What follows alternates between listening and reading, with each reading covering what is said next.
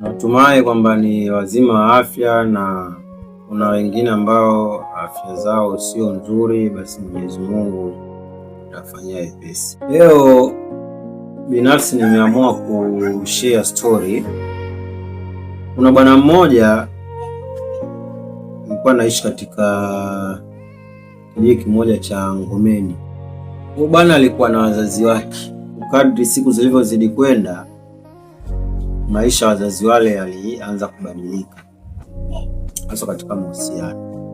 Basi ilifikia hatua ule mzee akaamua kuoa mwanamke mwingine. Yule mzee anafahamika kwa jina la Mzee Joto.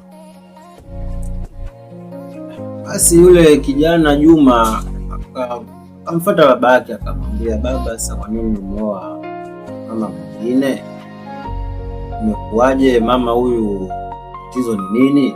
Basi Mzee Joto akamwambia tu, mwanangu, ni maisha, na hawa ni wanawake na sisi ni wanaume. Wewe utakapoendelea kukua, Mwenyezi Mungu akikupa umri mrefu, kwa utayaona. Basi Juma binafsi kile kitendo hakikumfurahisha, kwa sababu alipenda sana kuishi na baba na mama yake mzazi. Mama yake Juma Nizuia na yule alipoona kwamba mume wake ameoa mke mwingine,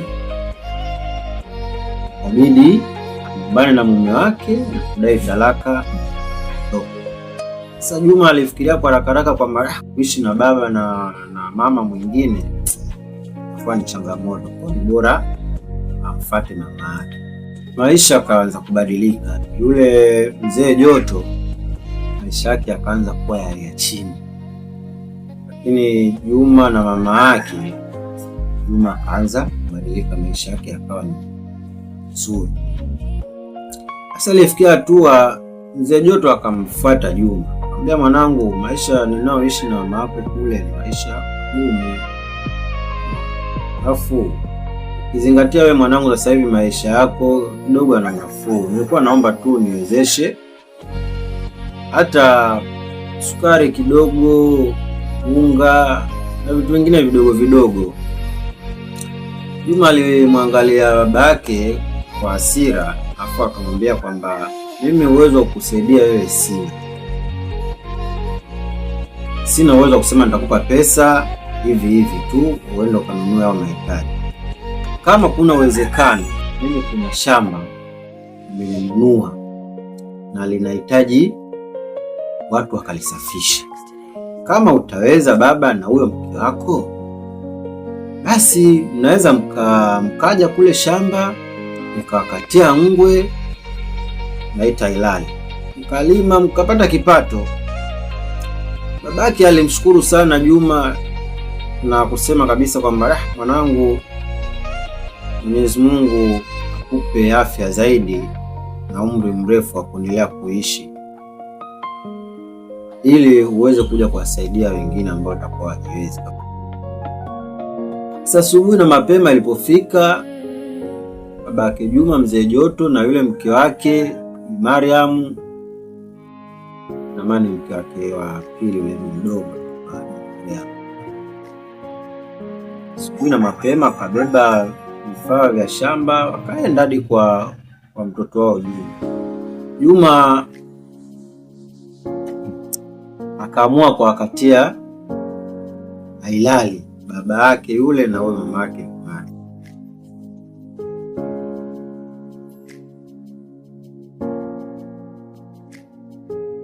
Juma alikuwa na rafiki yake mmoja anaitwa Asmani. Alikuwa sana Bennett na Juma. Alishangaa sana kuona babake Juma shamba anakatiwa ailali. Akamwita Juma pembeni. Juma, amekuaje baba anakuja kulima?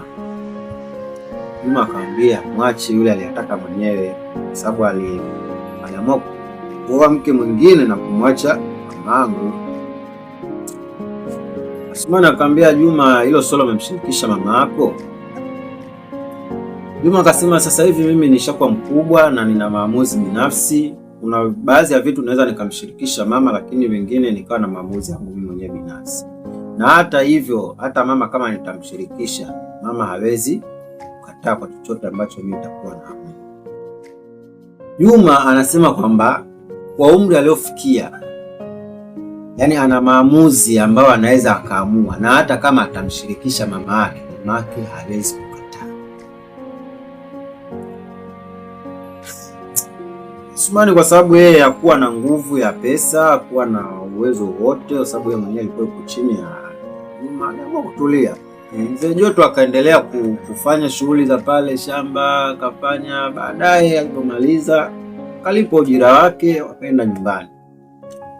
Basi tukana ile shamba lilikuwa ni kubwa na Juma alikuwa na uwezo mkubwa, na maana Mzee Joto yeye hakuna siku ambayo alikosa kazi ya kufanya kwa Juma, lakini ili aweze kupata pesa lazima akafanya kazi kwa Juma.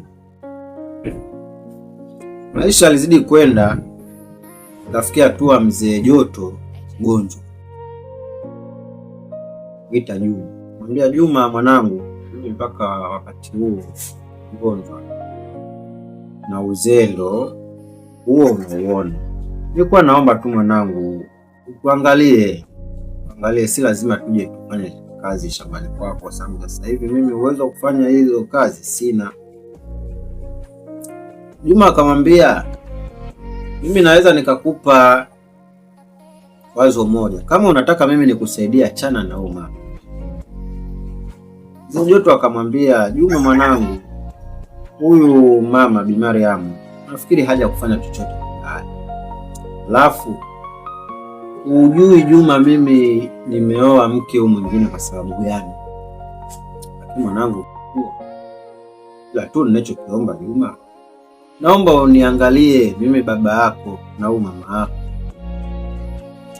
Juma alisema kama hamtoweza kuja kufanya kazi za shamba na kupata pesa, basi mimi sina msaada wote ambao mimi.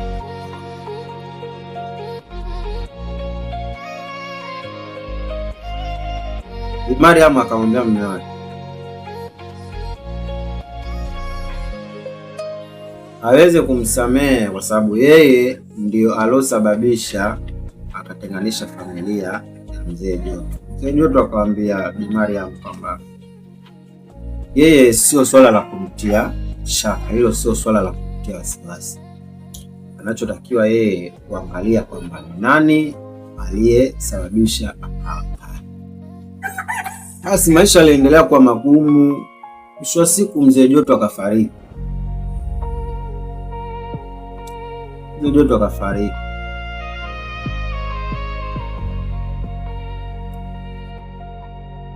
Mzee Joto alipofariki,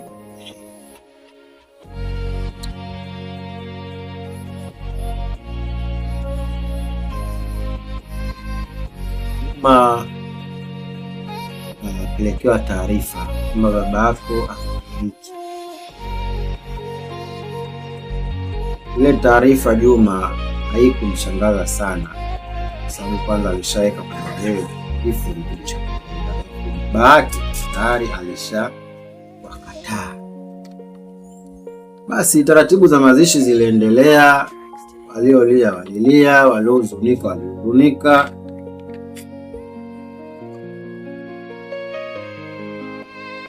Juma akaitwa na mama yake mzazi.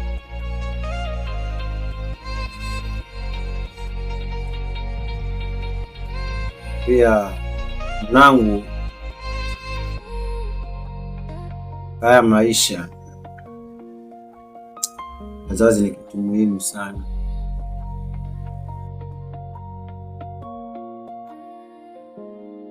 Juma akamwambia mama yake, mama, kabla hujamaliza kuongea naomba unisamehe. Mimi kwa wakati huu nimeshakuwa mkubwa na nina uwezo wa kufanya maamuzi yoyote ambayo ninataka. Mimi nikiwa na wewe mama tu inatosha. Baba alishaamua kutaka au mwanamke mwingine, basi